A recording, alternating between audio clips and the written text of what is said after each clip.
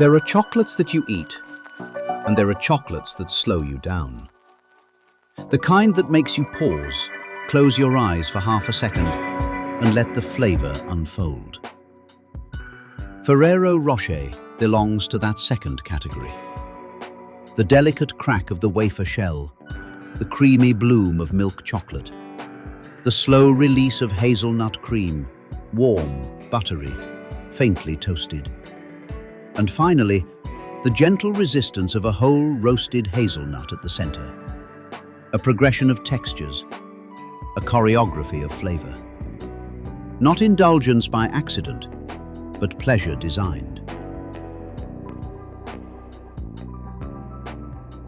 This is the story of Ferrero, a family empire built on obsession, scarcity, chemistry, secrecy, and an unrelenting pursuit of taste.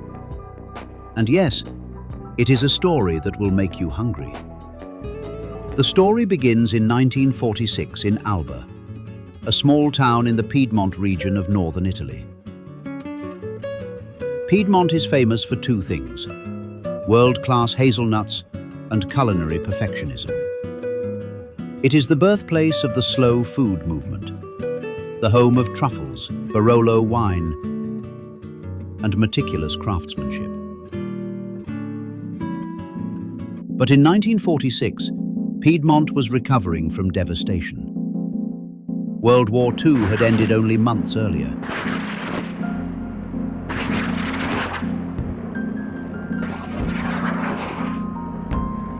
Italy's economy was in ruins. Factories were destroyed. Supply chains fractured. Cocoa imports collapsed. Chocolate, once a symbol of luxury, had become painfully rare. For most families, it simply no longer existed. Enter Pietro Ferrero, a pastry maker with a restless mind and an instinct for reinvention. But the hills of Piedmont offered something extraordinary: hazelnuts. They grew in abundance across the rolling countryside. Fragrant, buttery, naturally sweet.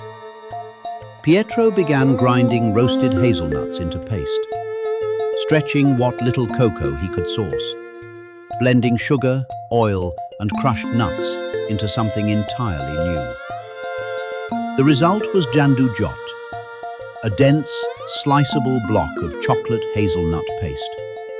It could be cut like bread, spread on toast, shared between families.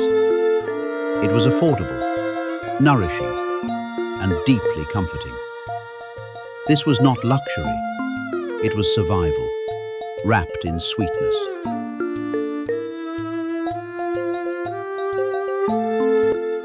When Pietro died suddenly in 1949, the business passed to his 24-year-old son, Michele Ferrero.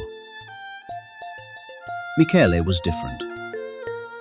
Where his father was intuitive, Michele was obsessive. He believed flavor was not subjective. It was measurable, repeatable, perfectible. He built laboratories, hired food chemists, created tasting panels that evaluated mouthfeel, melting speed, aroma diffusion, and aftertaste. Every variable mattered: temperature, texture, timing.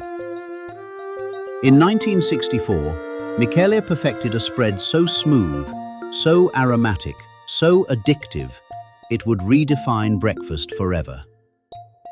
He called it Nutella. Nutella was engineered to melt at exactly human tongue temperature. So the moment it touched your mouth, it transformed. Silky, warm, velvety. Even today, Ferrero guards the formula with extraordinary secrecy. Only a handful of people know the full recipe.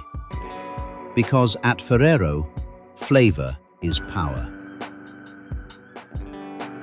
By the late 1970s, Ferrero had conquered breakfast. Now Michele wanted dessert. Not just any dessert. He wanted ceremony. A chocolate that felt precious. Something you unwrapped slowly. Something that shimmered. Something that made ordinary moments feel elevated. In 1982, Ferrero Rocher was born. Its name was inspired by the Rocher de Massabielle, a sacred grotto in Lourdes, France. A place of reverence, a place of pilgrimage. Each piece was engineered in layers. At the center, a whole roasted hazelnut, encased in smooth hazelnut cream, surrounded by a whisper-thin wafer shell, coated in milk chocolate, rolled in crushed hazelnuts. Every bite is architecture. Texture against texture. Temperature against temperature. Crunch dissolving into cream. The gold wrapper was no accident. Luxury begins before taste. With sight, with sound, with ritual.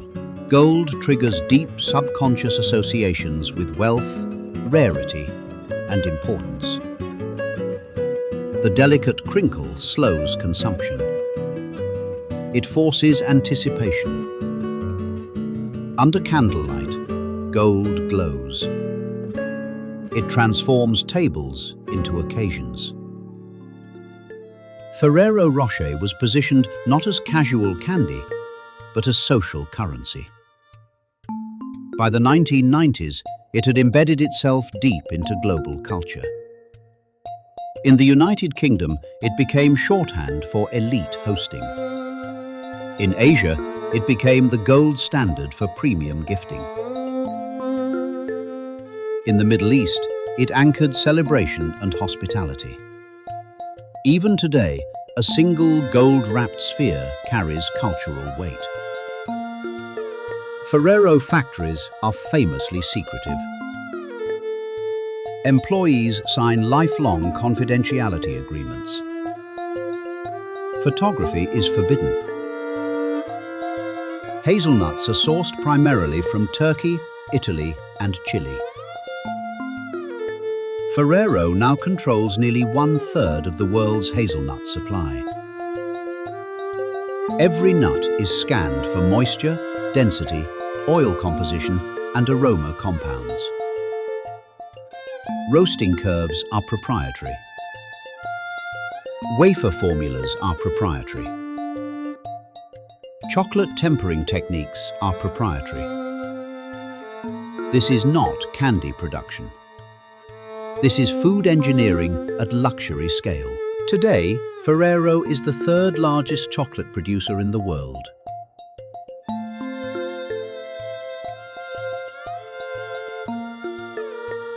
Its portfolio includes Nutella, Ferrero Rocher, Kinder, Tic Tac, Thornton's, Butterfinger, Crunch, and Fannie Mae. Yet the company remains privately owned. The Ferrero family avoids publicity, avoids spectacle, avoids celebrity endorsement. Their philosophy is simple. Control the ingredients. Control the process. Control the pleasure. Thanks for watching The Inner Margin. Like and subscribe.